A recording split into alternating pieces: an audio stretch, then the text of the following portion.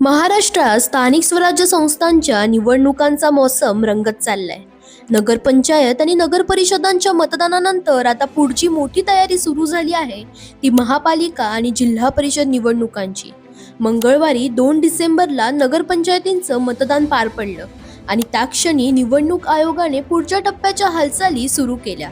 कारण स्थिती अशी आहे की राज्यातील तब्बल 17 जिल्हा परिषदांमध्ये 50% आरक्षणाची मर्यादा ओलांडली आहे. म्हणूनच आयोगाने सर्वात आधी महापालिका निवडणुका घेण्याचे संकेत दिले आहेत. विश्वसनीय सूत्रांच्या माहितीनुसार 15 डिसेंबर पासून महापालिका निवडणुकांना सुरुवात होऊ शकते. ही प्रक्रिया 10 जानेवारीपर्यंत चालेल आणि त्यानंतर 5 जानेवारी ते 31 जानेवारी या दरम्यान जिल्हा परिषद निवडणुका होणार असल्याची चर्चा आहे.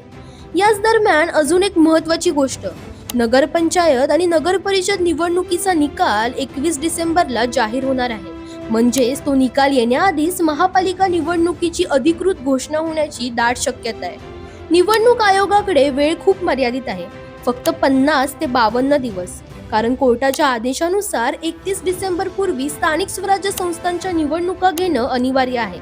म्हणूनच 10 जानेवारी पूर्वी महापालिका निवडणूक आणि 31 जानेवारी पूर्वी जिल्हा परिषदेच्या निवडणुका पूर्ण व्हायला हव्यात. म्हणजेच एकंदरीत मतदान संपताच महाराष्ट्रात पुढच्या निवडणुकांची धामधूम जोरात सुरू झाली आहे आणि पुढच्या काही आठवड्यांमध्ये राज्याच्या राजकीय नकाशात मोठमोठे बदल दिसू शकतात.